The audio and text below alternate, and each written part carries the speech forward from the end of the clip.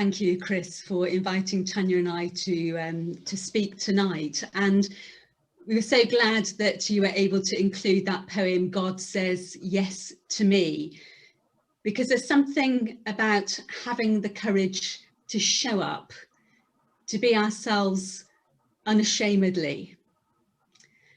So we called tonight's talk Becoming Me, because it's that recognition that this is a lifelong journey.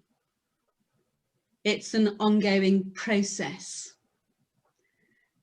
Thomas Merton says, to be born again is not about becoming somebody else.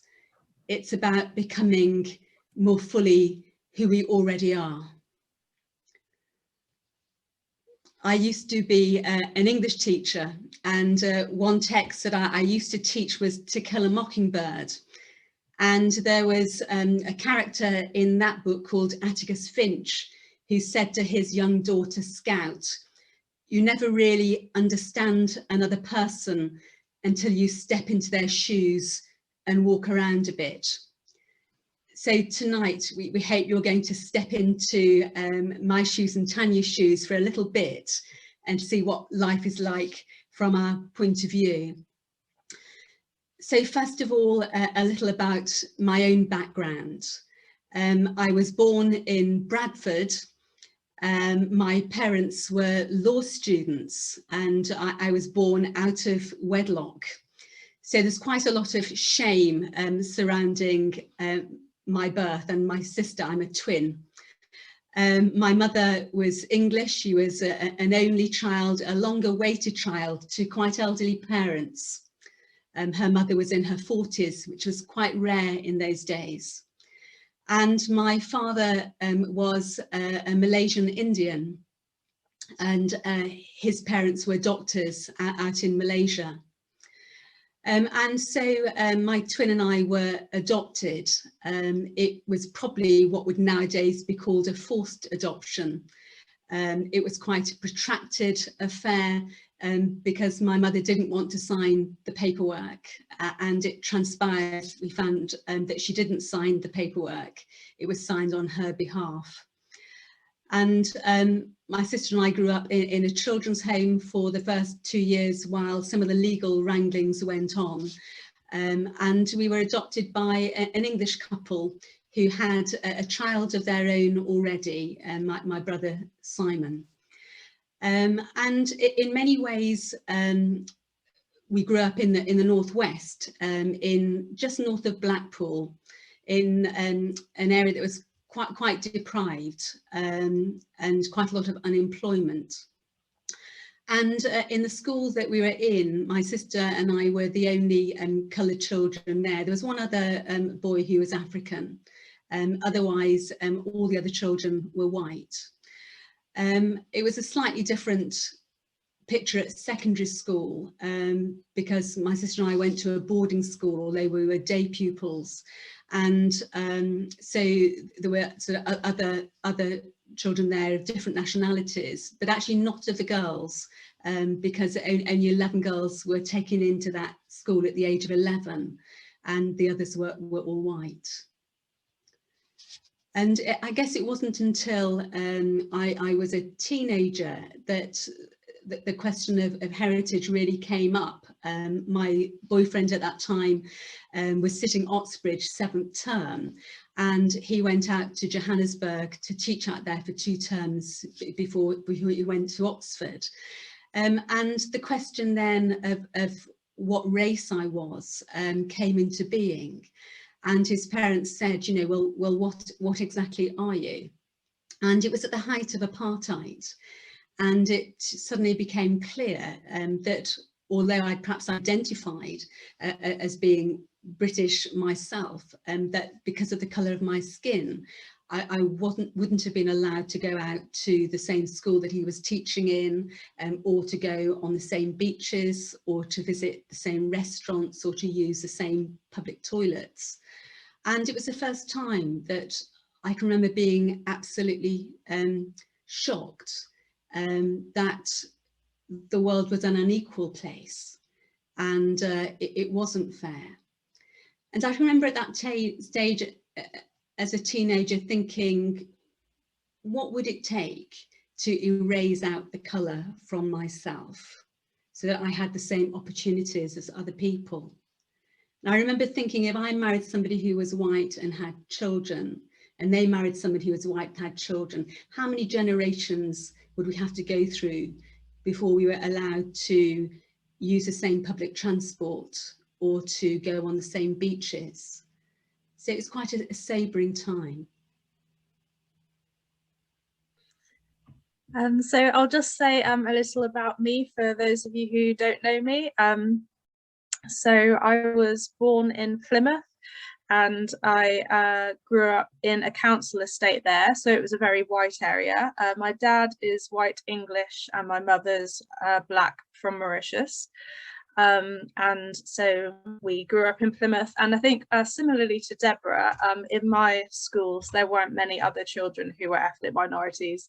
I suppose, even though I suppose you might think Plymouth's quite multicultural, but I suppose it depends which bit you live in. So where I was, it was very white. And I think growing up, there wasn't, or probably the main thing that I was thinking about identity is that was kind of when other children would call me names and things like that based on race. Obviously children can tease for all sorts of things, but that's what sticks out to me the most, which I don't think happened a lot, but the times that it did, I suppose, are quite stuck in my memory. And also, I think growing up, for me, a big thing was that I always wanted to have kind of straight hair, like the other children who were around. And it took me quite a long time to come to terms with just kind of my natural hair or letting it be how it is. And you might have seen recently some stories in the news about how there's a particular problem in some schools where they kind of don't let children of Black heritage have their hair natural because they say that it's untidy or distracting and things like that. So even Black children's hair kind of doesn't fit into school uniform codes sometimes in some schools in different places. So I think that was quite a big thing for me growing up. Yeah. And I think I've recognised, you know, I was very fortunate to be in a very loving family who raised me as if I was their own children and my sister. But I think I was very aware that a product at that time, that there was no sense of education about other cultures. And that was the same in class. It was very sort of monochrome. I can remember sitting O-level divinity and really wanting to go on to do A-level, but it wasn't offered at the school that I was at. And when I asked my parents, you know, I really want to do this, I think, you know, my adoptive mother's response was, oh, you know, you don't want to learn about other faiths. You know, you'll have to learn about other things other than the Christian faith. And it took me a long time to have to wait to be able to go and study about other faiths and to just go on that journey of curiosity and exploration. I think I've been very fortunate with some very good spiritual directors who've encouraged me to be fully myself. And on part of that journey, I was encouraged to go to Tooting and to buy my first sari and to ask in Tooting Market for them to give me a lesson on how to put it on. And that was a really liminal moment for me. And when I went back home to my children and I showed them this sari, I tried it on at home. And my youngest stepson said to me, you know, you're not going out wearing that, are you? And he said, you look like one of them. I said, darling, I said, I am one of them.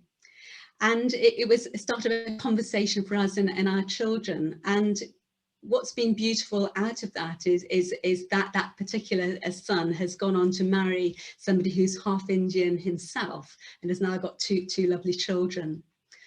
And I think one of the liminal moments for me was learning more about other faiths, and I was very grateful actually to the Archdeacon of Totnes for encouraging me on that journey and allowing me to go and explore about this.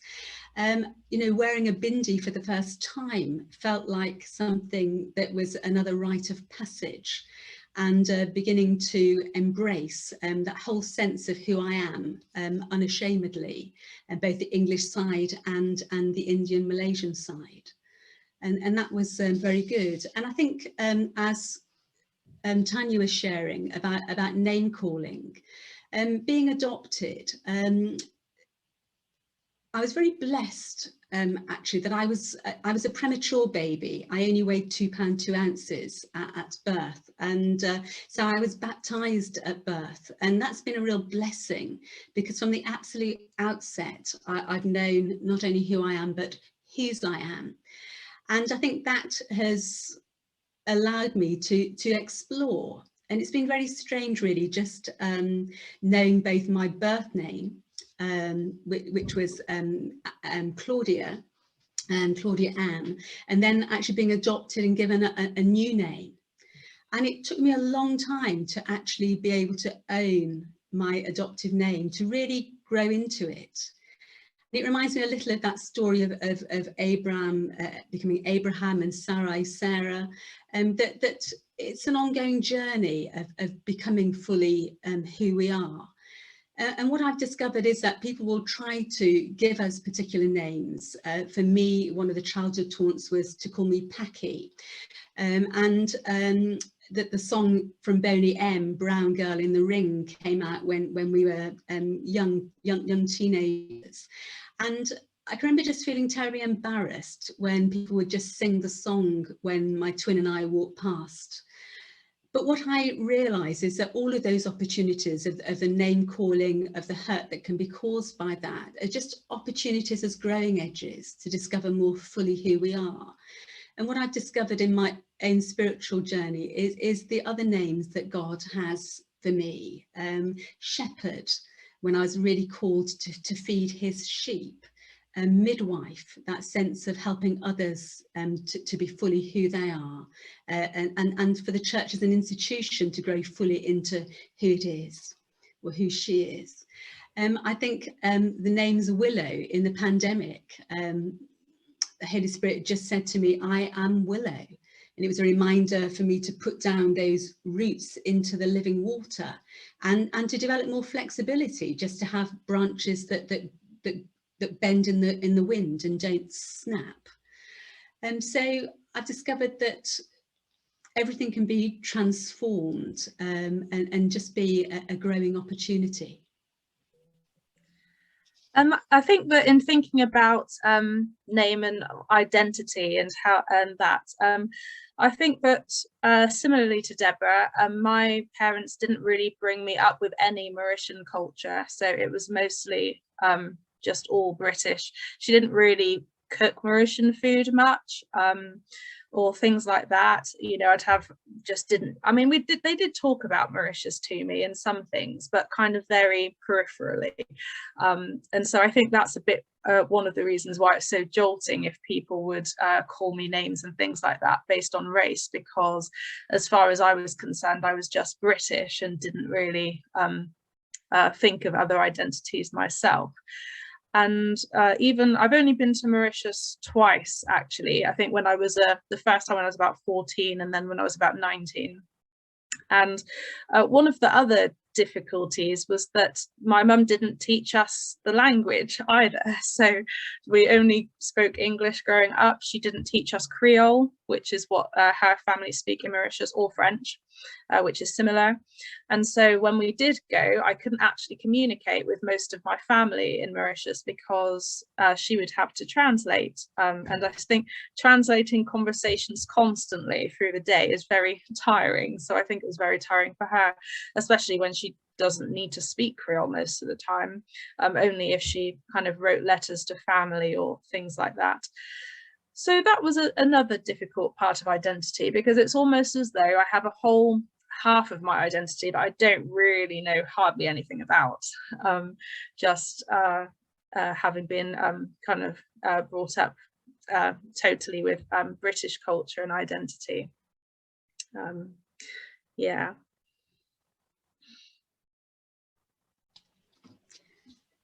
And I was just reflecting on what it means to be a woman as a clergy person as well. And particularly, actually, I think, for many people who might have been called into ministry at a time when there weren't women priests and when we didn't have any role models, and about how hard it is sometimes to be yourself, when I guess that there aren't the role models there, or weren't the role models at that particular stage. And I think there have been times when it's been really difficult to turn up as a woman, partly cultural, because for some people they hadn't seen a woman in that role. And even today, even though we've had priests for many years, there are still people, when we take services, when I've taken services, who haven't received ministry from women before. And so it's still an ongoing journey even now.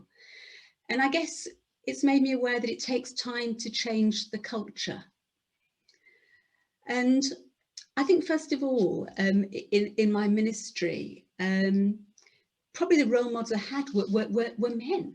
And so it took a while to find my voice and to feel that I could come in as myself. I think sometimes it's quite gritty as a woman. I remember a senior clergy person telling me, for a woman, she said, allow a year to apply for a job, because it will take you longer as a woman. And partly that's because there are jobs that simply aren't open to us because of our gender. And that was just quite sobering, particularly for church. I guess I'd expected that sometimes, perhaps in industry or in other careers, but perhaps not being quite so prepared for that in the church. I think sometimes it's quite difficult taking services when you have to hold that attention to people who don't recognise your ministry, even though you know that you've had comparable training, and to be gracious about that, even when it hurts. And there have been times when I've gone in as a rural dean to take services, and somebody has gone out of the service midway or after doing their bit because they've not wanted to stay. And I think sometimes it's how do you hold that, how do you provide a context in which there's mutual flourishing, but also actually showing grace and good manners. And I think that's an ongoing conversation still. But also there have been moments in my ministry, particularly perhaps I encountered a priest who didn't recognise my ministry, but came to services, although he wouldn't receive communion from me. But he had an awakening in a service that I was presiding at, and came and received communion from me for the first time. And in a very moving situation, when he was dying, his wife contacted me to say, would I go to the hospital to give him last rites? And I think what those stories have taught me is that actually it's not up to me, that I simply have to get out of the way and to allow the Holy Spirit to be at work. And to also know that we never know somebody else's story. And I guess there have been other situations in terms of race and perhaps gender, when I've gone into particular places and not been welcome. 2 years ago, I went into St. Paul's Cathedral and was turned away from a service because I was told it wasn't for visitors, it was a Eucharist and I wouldn't understand it. I wasn't in my dog collar at the stage. But it was probably just one of those situations where I was just so shocked, having been an Anglican for 53 years, and can only think that I was being judged on the colour of my skin. I've had other situations when people will say to me, where did you go on holiday? Where did you get your tan from? And even in a funeral I was taking recently, when someone asked where I was from, they said to me, you're a Heinz 57, meaning I'm a variety. So it's just interesting just to encounter that. I've been in a situation once, and I went to do an incognito visit to a place to see whether it's somewhere where I wanted to apply for a job in a cathedral elsewhere. And I was asked to move because I was sitting in somebody else's seat, even though I was sitting in the nave in a seat that was unreserved. And I'd driven 3 hours to get to that place. So it really makes me realise how important it is just that we never know people's stories. We never know what their background is, and how important it is just to be that person of welcome. And on one particular situation in my previous life, before I was a vicar, I was an officer commanding of some cadets. I was the only woman in there in a troop of men. And when I got onto the coach, the driver said to me, "Are you the cook?" And I had to say, well, actually, no, I'm the officer commanding this particular troop. But it's just assumptions that people make based on either gender or race. And I suppose that sometimes I find that there are negative assumptions people make, but sometimes not being what people expect can be a blessing, in that I think I've been ordained for 7 years now. So I was ordained when I was 25 and now I'm 32. And often if I meet people and I'm not wearing a collar, or you know, I haven't met them before, and then they meet me, or I've just spoken to them on the phone, they're kind of very surprised. But then I think that that's a good thing, really, to think that actually there are young women who are clergy, and there are you know, young ethnic minority clergy as well, because people often assume that there aren't really any around. I know that recently, as I think I might have said if you read the blurb about me, that I'm 25 weeks pregnant, and I had an event recently where there are quite a number of priests, and one of them said to me, "Oh, I've never seen a pregnant vicar before." And I think, well, I suppose there aren't very many around, but it was in, you know, in a nice way. So and I have found, actually, I suppose, since being pregnant, that I can kind of relate to mothers when I'm doing baptism visits much better than I did before.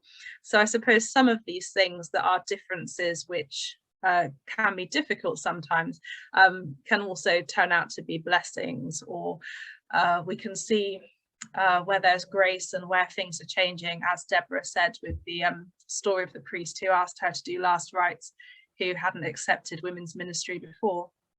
So so I think that there are good, yeah, there's negatives and positives, I suppose, in the aspects of ourselves that are maybe different from people around us, or not what people expect.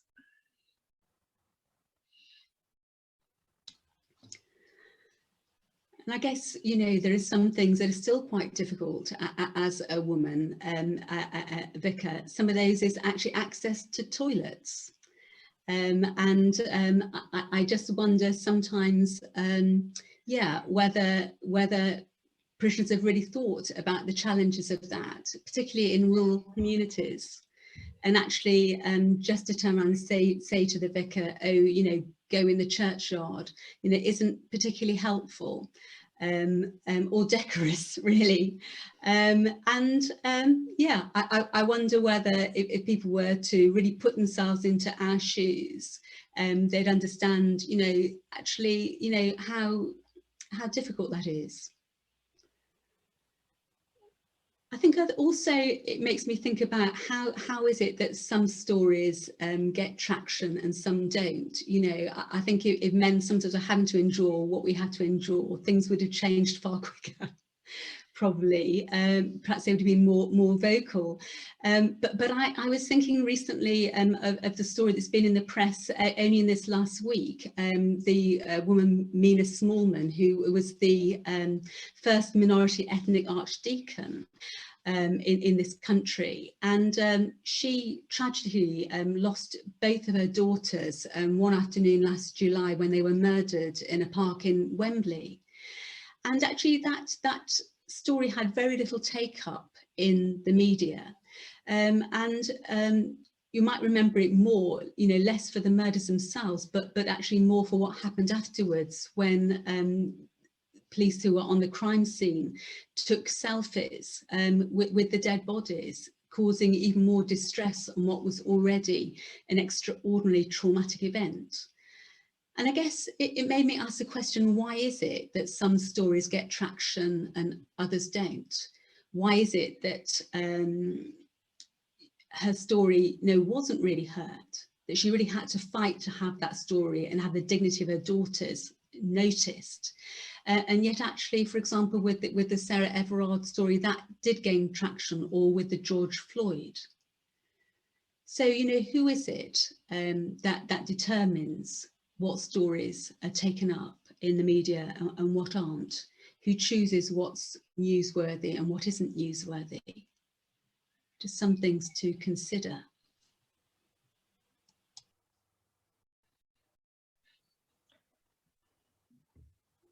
Deborah and Tanya, I don't want to cut you off, but is that the point you were intending to come to when we break?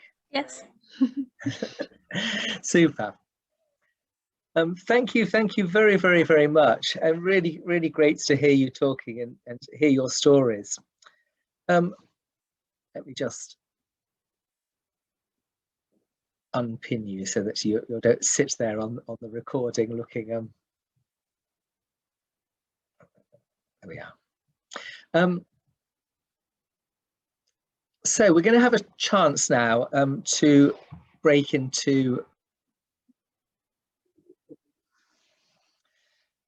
Well, welcome back, everybody, and welcome back, Tanya and Deborah. I saw that you joined the groups yourself. I thought the last 20 minutes was your break, but it's great that you joined in the groups yourself. And I do hope you've had a little time away from the screen. So we've got about 20 minutes to have a bit of a conversation. I might start it off, but I might let you notice the questions after that and take what you want, unless you want me to animate it. And I'm going to start in a quite sort of obvious place, seeing as this is holy ground at Exeter Cathedral, which is that you told two stories, Deborah in particular, about cathedrals. I think you were careful to identify neither of them as Exeter Cathedral, but I just wonder, I mean, not just for the cathedral, I just wonder, but for cathedrals, amongst other things, what concrete steps would help the church exhibit more inclusion and less bias? I suppose that would be my opening question.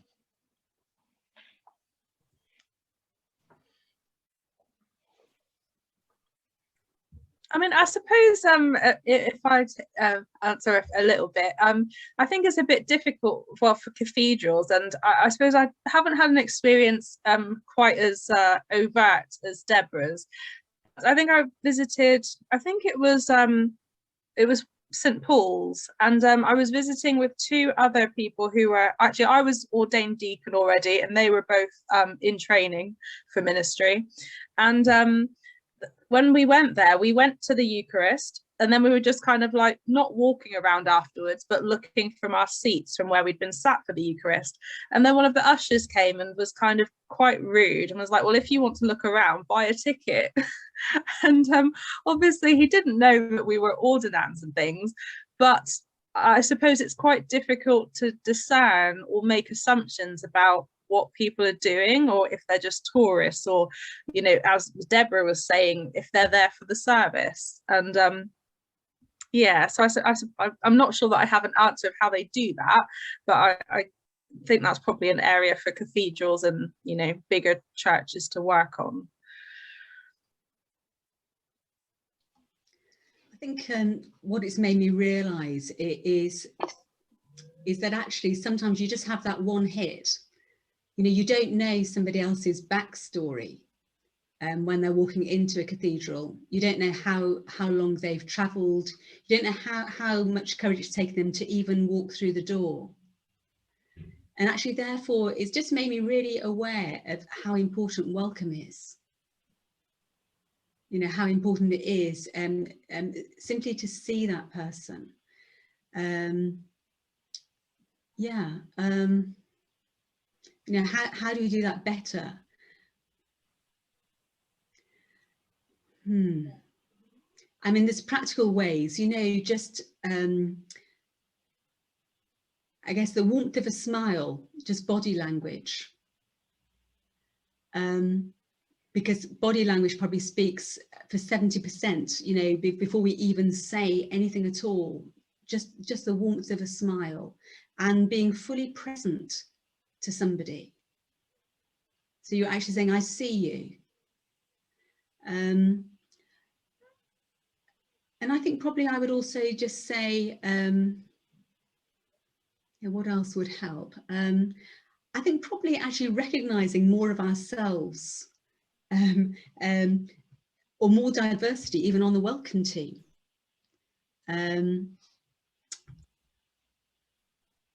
Yes, because actually sometimes if there's nobody there who looks like you, it's much more difficult to step over that threshold.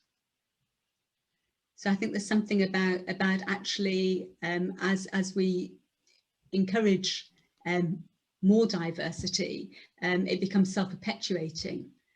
But I realise that's not necessarily very easy to do if the diversity isn't there. But it's just something to be aware of, actually.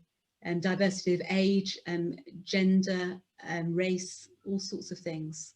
Just how can we reflect that sense of Holy Communion, really? I totally agree with you on the welcome. Thank you. Can I so was there somebody else speaking? It's Beth. Oh, Beth. If you've got things to say, I wonder. Because I can't see everybody. I just wonder whether you had put comments into the chat. I don't think we can open the conversation up to about 40 people, I'm afraid, when we can't see each other on the screen. I really regret that, but I just don't think it would work in a very really. I just wonder, Deborah and Tanya, do you want to respond to the questions which are in the chat, or would you like me to kind of feed them to you a little bit? It may actually be easy if you feed them to us, because you might group some together. I will do. Okay, that's fine. Could you say something about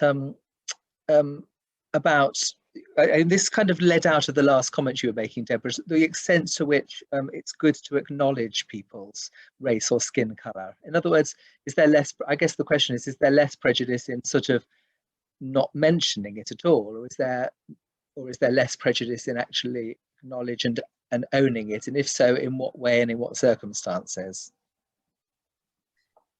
I suppose it's a bit difficult. I know that I'd say personally that I mean, it's not something that needs to be totally avoided, you know, at all costs or anything, but it can be a bit awkward depending on, well, as I'm mixed race, I would kind of define myself as mixed race. And when other people call me black, I find it a bit irritating. So, I mean, I don't think they're trying to be, it's not offensive, but I think that's probably because of my own journey with identity and the kind of difficulties that I've had, that grates on me a bit. So I suppose it might be a bit safer to wait until you know how people would describe themselves. But that's not to say that it needs to be totally avoided, because if people say something, I know that they're, you know, not being, and it's not offensive, it's, you know, they're just saying whatever or saying something about it. But yeah, I think it might be better to wait to find out how people identify themselves. But that's just my personal opinion.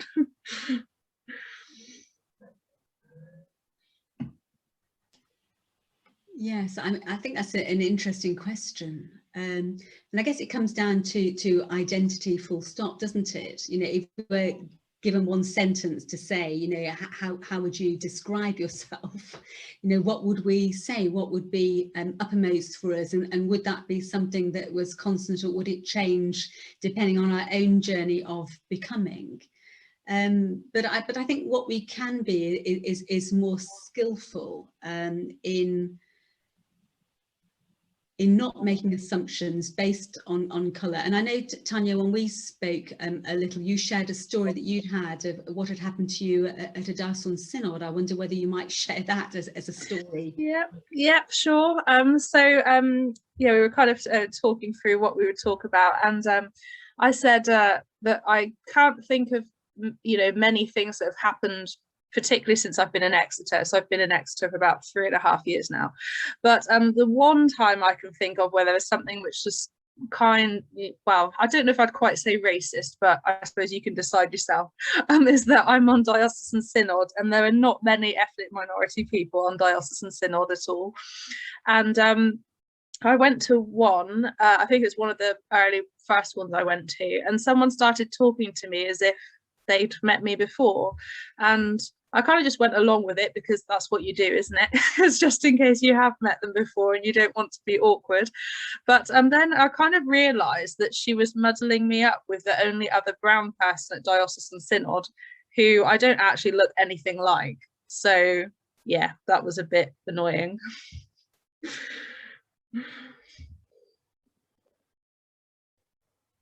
Thank you, thank you. There's a couple of questions in the chat which are really about age and the way that age relates to church. And one of them is just, you know, does the church's prejudices, and the question is particularly around women's ordination, but just the church's prejudices just make the church ridiculous for young people.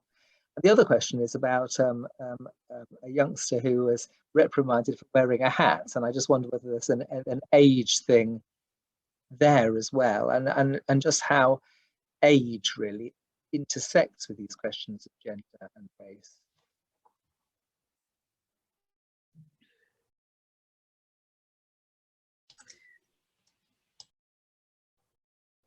So, Tanya, did you want to, were you just about to speak? No, I was just still thinking, so go for it if you've thought of something.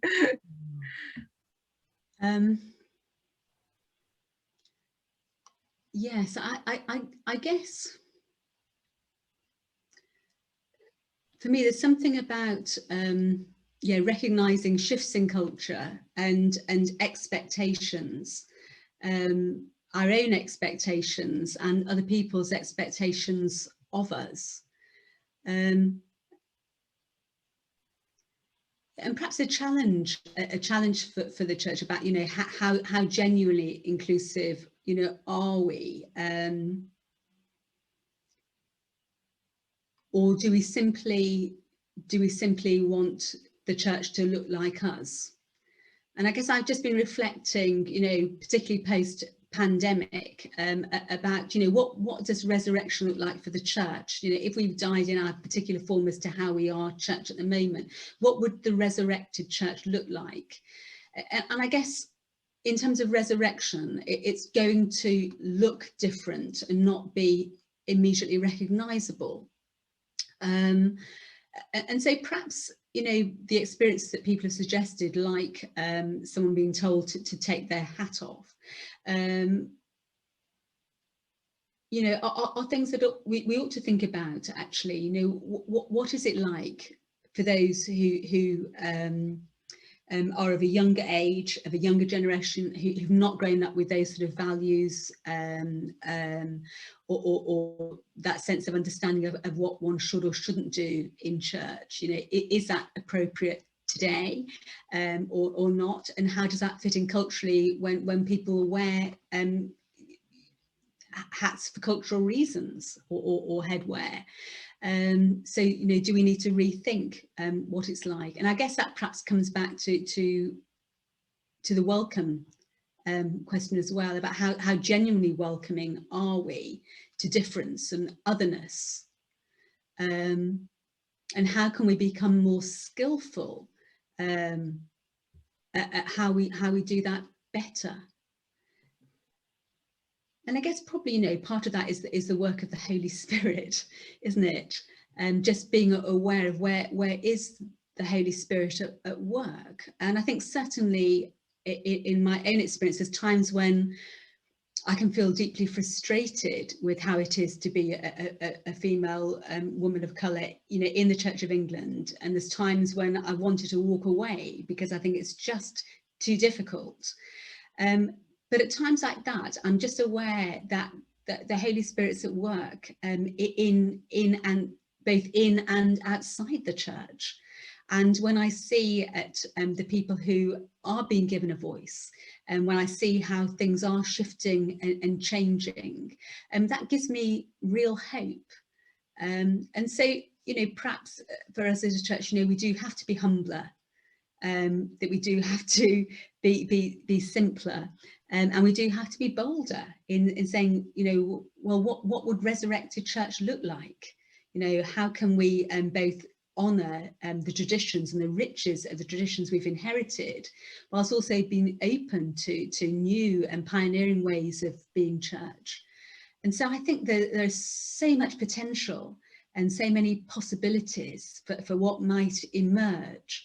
And perhaps actually, it's really a spiritual journey, because I think as we go deeper into that love of God, as we look at our own false narratives about where are the times that I've been judgmental, where are the times that I've exhibited prejudice, where are the times that I've not recognised someone as being also made in the image of Christ. That's our growing tip as a church. Thank you. I was really struck by, in the conversations we had prior to this and what you've just said, the extent to which this is a spiritual issue. But the next question actually relates more to what we learn from the secular world. So someone's asked, what has the church got to learn from the secular world around these questions?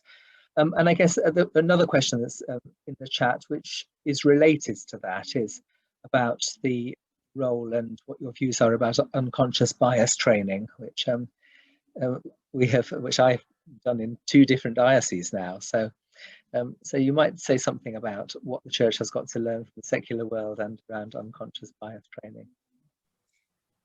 I think, I know that the government kind of changed their position on encouraging unconscious bias training, but I still think that unconscious bias training is a very good thing to do. I went through the one that the diocese had myself, and even after that was kind of reflecting or catching myself in unconscious biases. And because of course unconscious bias training isn't just about race, but it's about any kind of assumptions we can make about people and their identity, really, that could be to do with gender or race or anything else. And so I think that unconscious bias training is very good, and it's almost, I think, kind of sad that we have to learn about that from the secular world, because I'd like to think that ideally the church should be the one, having these ideas of how to make society better and how to make these things forward, how to take these issues forward. So yeah, overall I still think that unconscious bias training is a good thing to do, and I think that the one that the diocese had at least was very good, and the point of it's not to make people feel bad, but just to hopefully maybe help you identify any unconscious biases you have, so that later you can kind of catch yourself thinking about them and make sure you're not acting on them. So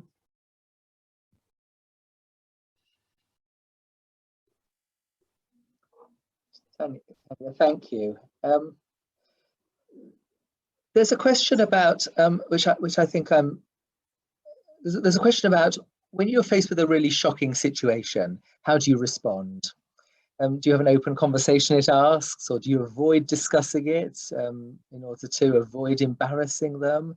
And I guess one of the questions I'd noted down was when I or anybody else observes behaviour which appears to come from a prejudiced or kind of shocking place, and how can one constructively respond to that?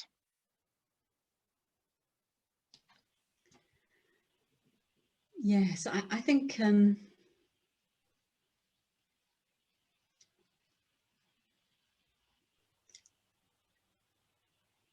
that can depend really, and I think learning how to be skillful in being a gentle challenge, I think involves doing that inner work ourselves. I think what I would say for when I've encountered prejudice or things that haven't gone wrong, if it's pressed my buttons, I think I've had to often go back and do my inner work first, thinking, you know, why has this activated me? And I think sometimes it's actually deciding, if you like, to play the game, to stop the game rather than to win the game. And I think what I recognise is, you know, we're in an extraordinary position within the Church of England where in order for there to be mutual flourishing, there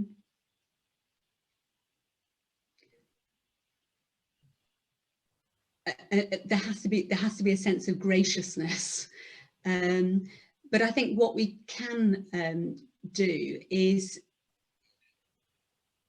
to help people to be more skillful, perhaps through becoming more skillful ourselves in how we address out and out prejudice, or even just creating a culture really where we can be more curious, and so I think even just being able to articulate, you know, gosh, I found X difficult because can just begin to open up a conversation. And I guess, you know, the story we had at the beginning of the opening worship of the woman at the well, you know, I think Jesus was just a consummate in difficult situations. He would ask questions, and he would show that curiosity. And I think that's just such a good model, actually, that he wasn't defended or defensive. He was curious, and he opened up those spaces rather than closing them down. And so I think actually as we as a church become more skillful in opening up conversations, to be able to say, I really know in myself that when this happened, I found that very difficult because, gives an opportunity for our story to be heard. And because actually, you know, we are a product of our culture, we are a product of our environment, of our experience, of our life, of our parenting, and so on. And so sometimes we simply haven't encountered that or haven't seen it through another lens. And I think, you know, as Tanya said, sometimes unconscious bias training can help us with that. But actually, it's a lifelong learning. And, you know, I myself have obviously been prejudiced to other people, you know, wittingly or unwittingly or unskillfully. And I think, you know, it's part of how do we learn to do it better ourselves, often by getting it wrong and trying to learn from that and be more skillful the next time. Thank you, thank you. We could go on talking, and there's another question which is very interesting, but I think we need to kind of honour the time boundaries and seek to finish at 7:30. So Tanya and Deborah, a huge thank you for what you've brought to us, and because we have recorded it, people will be able to go back and listen to some parts again, and we're really grateful for the contribution which you have made. I'm going to stop the recording.